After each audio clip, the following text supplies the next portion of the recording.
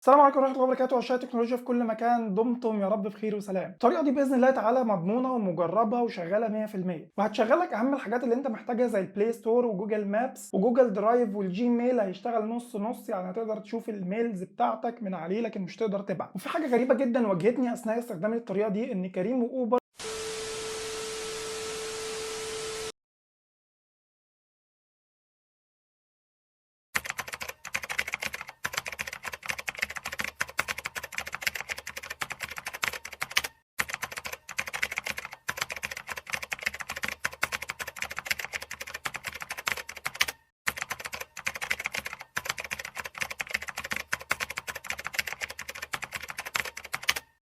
وده هيدفعني اقول لك قبل ما ابدا الفيديو ضميري مرتاح ان الطريقه دي هي مش تفعيل خدمات جوجل، لان ببساطه خدمات جوجل دي تراخيص بيدفع لها فلوس، وبالتالي بتدي لك الكورس بتاعتها اللي البرامج دي بتاكسسها فتشتغل معاه. لكن ده مجرد فتح لبعض البرامج المحظوره اللي كانت المفروض تشتغل على خدمات جوجل. حبيت اقول لك كده اول الفيديو عشان ممكن ما تكملوش وممكن الكلام اصلا ما يعجبكش، فما تتقدرش معايا عدد الدقايق ده من الفيديو في الاخر طريقه ما تنفعكش. لو انت اشتريت الموبايل او بتفكر تشتريه فالجزء التاني من الفيديو ده هيكون مريح اكتر ليك. والطريقه دي كمان ليها عيوب رخمه جدا. انا والله مش بكرهكم في الفيديو ولا حاجه، بس انا صريح بقول لك الحياه في اول الفيديو عشان انت ممكن ما تكملوش، فدي حاجه ترجع لك. وانا ما بحبش العناوين المضلله وما بحبش المحتوى المضلل. من اكتر العيوب الرخمه اللي قابلتني اثناء استخدامي للطريقه دي هي نوتيفيكيشن البوب اب اللي بتظهر كل شويه عشان تقول لك ان انت الطريقه دي مش رسميه، فلو سمحت اقفل او امسح او اعمل اي حاجه، لان الموضوع مش رسمي وخطر ومش خطر. ودي ليها حل برضو ازاي تخفيها، هقولك عليه اثناء الفيديو. ثانيا، طالما قلنا الطريقه مش رسميه يبقى فيها شك وشبهه ان في شيء من الحرمانيه، وده اللي دفعني ان انا اعمل الجزء الثاني من حلول مشاكل خدمات جوجل وازاي تتعامل على موبايلات هواوي واونر بدون ما تلجا لطرق مش رسميه رخمه. اتمنى اكيد تنورني باشتراكك في القناه وتفعيل زر الجرس عشان اول ما الفيديو ده ينزل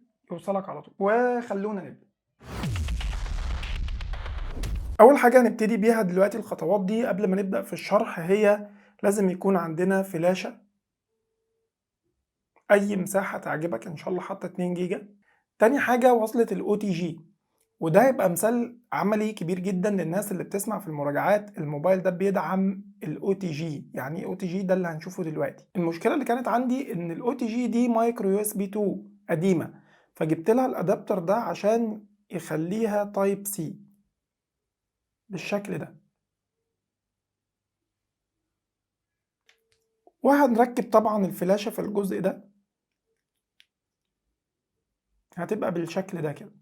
الملف الموجود في اللينك على صفحة الفيسبوك اللي هسيب لك رابط الصفحة أو رابط البوست تحت في صندوق الوصف، ده لازم يتحط على الفلاشة، مش هينفع يبقى على الهارد الداخلي بأي حال من الأحوال للموبايل. وهنبتدي نوصل يا شباب، قبل ما نوصل وقبل ما نبدأ في الخطوات دي حابب أجرب معاكم حاجة مهمة جدا. انستجرام دلوقتي شغال زي الفل ومية مية، مفيش فيه مشاكل، لكن بعد ما فعلت الطريقة اللي هنشرحها دلوقتي جيت أنزل الانستجرام ما اشتغلش. فأنا دلوقتي نزلته وهو شغال، فهعمل الطريقة دي عليه وهشوفه هل هيفتح ولا لا. وبالتالي لو فتح فحضرتك هتنزل الانستجرام قبل ما نبتدي في الطريقة دي. وفي حاجة كمان حابب أقولك عليها قبل ما نبتدي، ان انا جربت بيس 2020 زي ما ناس كتير قالت لي، وللاسف الشديد ما اشتغلتش وطلبت خدمات جوجل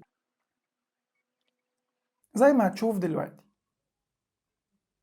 اهو. ليه بوريك الحاجات دي دلوقتي؟ عشان خاطر لما نفعل التطبيقات هنرجع نجربهم تاني مرة تانية. اول حاجة هنعملها هنوصل ال OTG في الموبايل بالشكل ده. هي على فكرة متوصلة عشان في ناس بتفضل تشكك في كل حاجة، بس الكادر مش جايب كل حاجة طبعا. وهنروح على الملفات هنلاقيها ظهرت معانا بالشكل ده. طبعا انا مسميها كينجستون.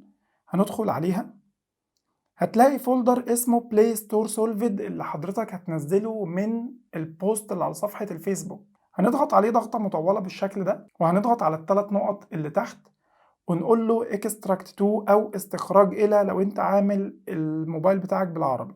سامحوني يا شباب، انا متعود استخدم موبايلي بالانجليزي، لا ثقافة ولا حاجة، فانا عشان اشرح واديك كل اللي عندي من غير ما اقف ومن غير ما اعطل نفسي انا لازم اشرح باللي انا متعود عليه. وبالمناسبة الطريقة دي موجودة على مواقع صينية، يعني ناس كانت بتشرح بالصيني اصلا مش انجليزي، فمش لازم الاقي كل حاجة زي ما انا عارفها وشايفها، ما انا لازم ابذل مجهود برضو. يعني انا مش هديك كل حاجة على طبق من دهب. هتدوس له استخراج الى وتحدد له انت عايز تنزلها فين، لان احنا برضو هننزلها على الفلاشة.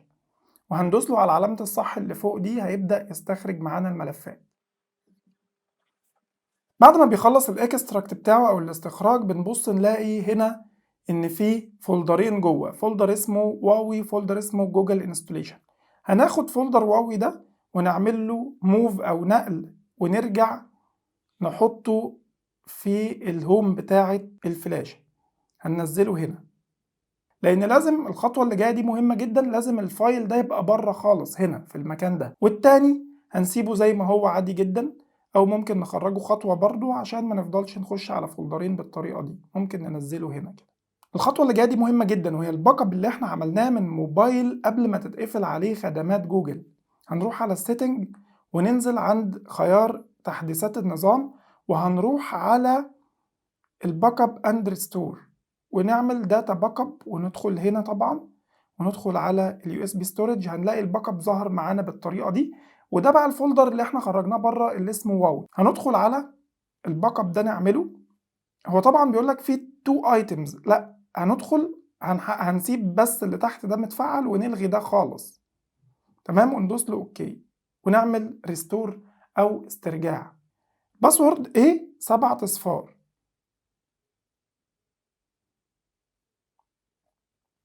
ونقول له done، وهنفتح هنا هنلاقي الجي والصيني مكتوبة تحت بالطريقة دي. تمام، احنا كده عملنا حوالي 25% من الخطوات. هنفتح التطبيقات اللي في الخلفية ونقفلها كلها. هنبدأ نفتح التطبيق ده صيني اهو عادي جدا، ما عندناش مشكلة. ندوس له اكتيفيت allow ونضغط على دي واللي مزرقة دي على اليمين تاني اهو. خلاص، عشان بس الناس اللي تعبانين من اللغة الإنجليزية، يا جماعة هي دي لغة العالم، أنا هعمل إيه؟ أنا بدخل على مواقع أجنبية أجيب لحضرتك الطرق دي، فأنا عشان بقى أحجر دماغي وأقول عربي عربي؟ اتعلم يا سيدي، والله دي دعوة للتعلم. لا أنا مثقف زيادة ولا أنت جاهل ولا أي حاجة، هي الفكرة بس إن إحنا محتاجين نتعلم. تمام، بعد ما نشوف المنظر ده هنخرج وهنروح على الملفات تاني وندخل على الفلاشة ونروح على فولدر الجوجل انستليشن بتاعنا. هنبدأ نسطب أول 6 تطبيقات بس بالشكل ده، وخليك معايا خطوة بخطوة عشان كل خطوة مهمة جدا. لو فقدت حاجة الطريقة دي مش هتشتغل معاك.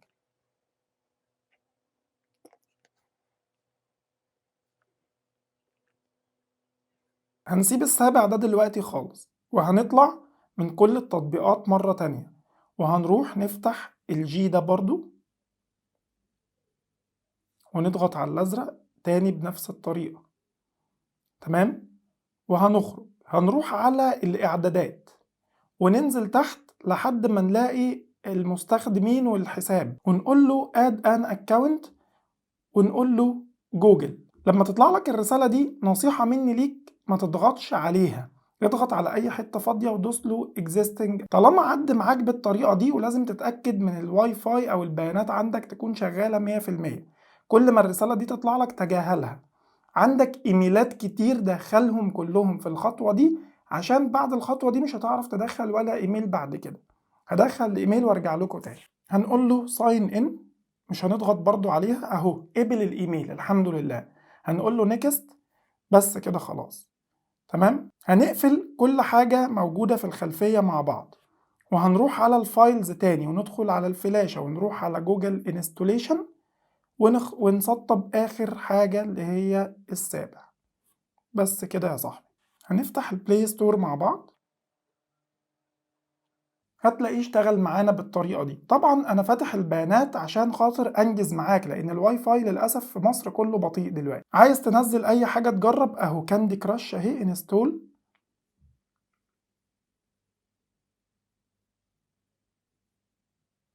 في الخطوة دي دلوقتي احنا خلاص مش محتاجين دول، اهي بتنزل معانا مفيش مشكلة خالص. تمام، انا طبعا مش هضحي ب90 ميجا طبعا، فتعالى بس نشوف التطبيقات المهمة اللي احنا ممكن نضحي عشانها وعشان خاطر عيونك. هو ده اللي عليه العين والنني، مش هقول اسمه طبعا.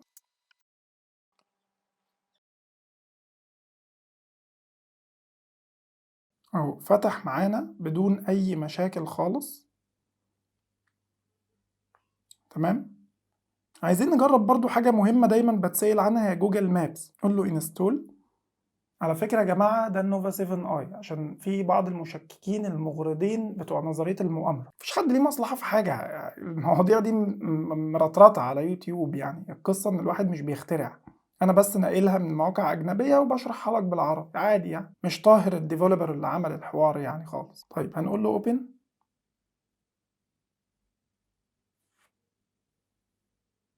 بص هو بس محتاج اللوكيشن بتاع حضرتك إن أنت تديله صلاحياته، تمام، وبتقول له تيرن اون، هو بيرجع يجيب اللوكيشن بتاعك. انا طبعا مش عايز اعرف الناس انا ساكن فين، تمام، وبينافيجيت عادي جدا.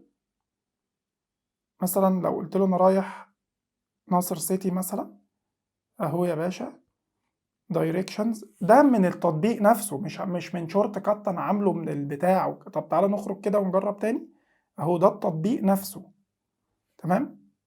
طيب عشان بس اللوكيشن يا جماعه والكلام ده ما ينفعش، يا خصوصيه. حاجه تانية برضو عايزين نجربها، لازم تنزل انستجرام قبل ما تعمل الطريقه دي، عشان لما بتعملها بيقفل. هنقول له انستجرام، هيفتح معانا كل حاجه اهو، الدنيا شغاله زي الفل، تمام. فيسبوك شغال، كل حاجه شغاله الحمد لله وما عندناش اي مشكله.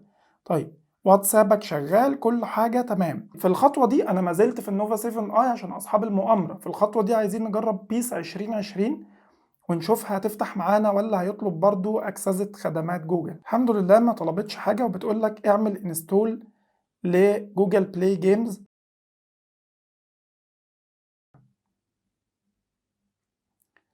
أنا كنت ماشي كويس جدا ومفيش أي مشكلة. من ضمن العيوب بقى اللي قلت لك عليها تبدأ تظهر أهي الرسائل دي. الرسائل دي عادي جدا ما تشغلكش، اعمل ديسيبل لكل الحاجات دي لما تطلع لك، قول له اوبن عادي جدا. طيب تعال نشوف برضو بيس هتشتغل ولا مش هتشتغل.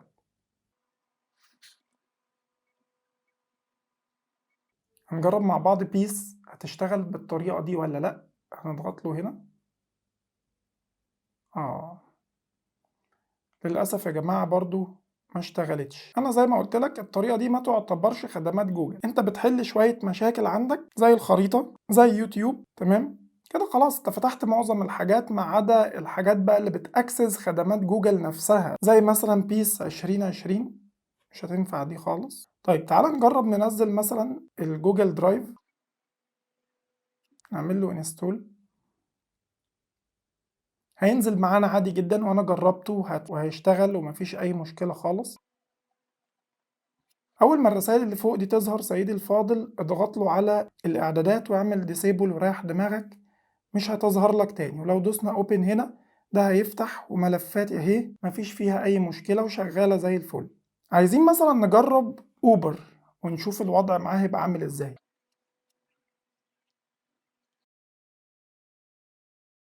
انا بضحي بالباقة اهو بقى، عايز اشتراكات وكومنتات ولايكات، عايزين نولع القناة ان شاء الله عشان الجزء التاني من الفيديو ده اهم من الجزء ده، لان في ناس كتير مش هيعجبها الطريقة دي بسبب برضو انها ما حلتش مشكلة بيس، وبسبب الرسائل المزعجة اللي بتظهر كل شوية كل ما تنزل برنامج او تشتغل عليه. فلو انت حابب اشترك في القناة وفعل زر الجرس، وده اكيد شيء يشرفني. هنفتح كده مع بعض، هنقول له allow، دخل البيانات وارجع لكم تاني. واو واو يا جماعه، انا على فكره امبارح جربت وما كان شغال معايا خالص، فطبعا دي حاجه تجنن يعني، اللي هو يا خبر ابيض ايه ده. واو.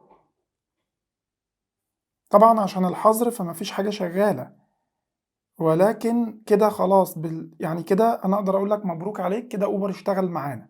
على فكره يا جماعه ده التطبيق مش الشورت كات، ده تطبيق اوبر.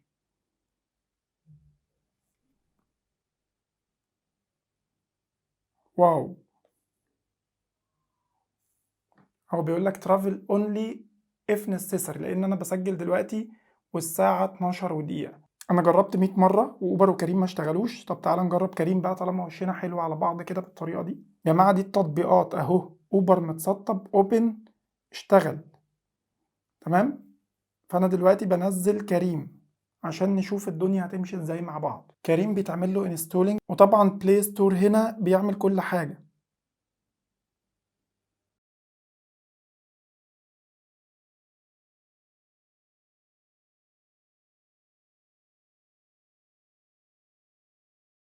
واو واو يا جماعة واو، كريم اشتغل. يا نهار ابيض ايه ده. والله العظيم انا مش مصدق، انتوا بجد وشكوا حلو جدا عليا.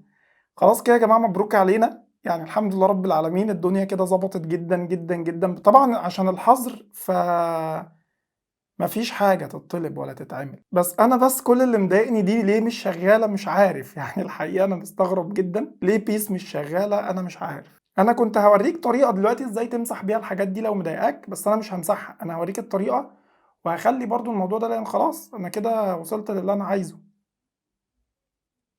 برضو بيس ما اشتغلتش. خلاص، عايزين نجرب بايه تاني يا جماعه مع بعض كده، عشان احنا وشنا حلو على بعض. انا فودافون شغال، انا جربته ومفيش فيه اي مشكله. انا قلت لناس كتير تجرب الحاجات، وللاسف برضو في ناس تفاعلت الحقيقه وفي ناس ما تفاعلتش، بس انا كل حاجه شغاله معايا جدا الحمد لله. ده برنامج جوجل كلاس روم، ده اللي انا في شغلي معتمد عليه جدا. هنجربه برضو ونشوف هيفتح ولا لا، بس هو اكيد مش هيفتح لان انا ما دخلتش الايميل بتاع الشغل للاسف الشديد. برضو دخلت الايميل الشخصي بتاعي اللي انا بتعامل عليه. هو عامه الحمد لله فتح. زي ما قلت لك لازم نرجع خطوه لورا عشان ده يشتغل. فكده انا قلت لك في الخطوه اللي فاتت دخل كل ايميلاتك، انا حاولت ان انا ادخل الايميل دلوقتي للاسف ما نفعش. انا عادي هرجع خطوه مع نفسي وهجرب جوجل كلاس روم، ده مش هيفرق معاك في حاجه، انا كنت بشوفه بس ايه عشان لو حد من الزملاء بيتفرج وعايز يشتري التليفون. تعالى بقى اوريك تمسح الطريقه دي ازاي بمنتهى السهوله لو ما عجبتكش وما حبيتهاش. هتروح على الاعدادات، وتروح على التطبيقات، وتروح على التطبيقات تاني، وتضغط على الثلاث نقط اللي فوق وتقول له اظهر لي ملفات السيستم، شو سيستم بروسيس دي، وتكتب هنا كلمه جوجل. ماشي، حضرتك هتمسح اي حاجة ليها علاقة بجوجل. هتمسح ادي 1 2 3 4 5 6 7، دول السبعة اللي احنا نزلناهم. طب ماشي، ما هو في حاجة كمان، في تطبيق يا عم الحاج اللي هو بالصيني ده عايزين نمسحه برضه. هتدخل على الاعدادات وهتروح على التطبيقات، هتفتح التطبيقات تاني وتنزل تحت خالص هتلاقيه اخر واحد. هتدخل هتعمل له uninstall من هنا، تضغط هنا كده هيتمسح معاك. طيب في الاخر انا كنت هقول لك انا ما انصحكش بيها عشان اوبر وكريم برضو مش شغالين، واكيد اللي بيشتري موبايل في الفئه دي يا اما ناس شغاله وبتستخدم المواصلات العامه، واكيد احنا في ظروف ما فيهاش مواصلات عامه فهيعتمدوا على اوبر وكريم بشكل كبير جدا، يا اما طلبه يا اما ايا كان اللي عايز يروح مشوار، فده برضو مهم جدا. فالحمد لله احنا كده اكسسنا خرائط جوجل على اوبر وكريم. ودي على فكره الطريقه دي ما نفعتش معايا، يعني سبحان الله اشتغلت بس وانا بصور الفيديو، فرزقكم. جربوا الطريقه يا جماعه وقولوا لي في الكومنتات الدنيا فيها ايه. وبس كده. والله كانت عندي طول الوقت بقى ما كنتش لاقي لها استخدام، فسبحان الله جه الوقت اللي تكون دي حل المشكله كبيره جدا. وفي النهايه اتمنى اشوف نتيجه تجربتكم دي في الكومنتات، وتقولوا لي الطريقه سهله واشتغلت معاكم ولا ما عرفتوش تعملوها. اشتراكك في القناه ده اكيد شيء كبير جدا بيشرفني. ما تنسوش لينك التحميلات هتلاقوه على صفحه الفيسبوك، واللينك تحت في صندوق الوصف. سيبكم في حفظ الله ورعايته، وعلى لقاء باذن الله تعالى في فيديوهات كتير.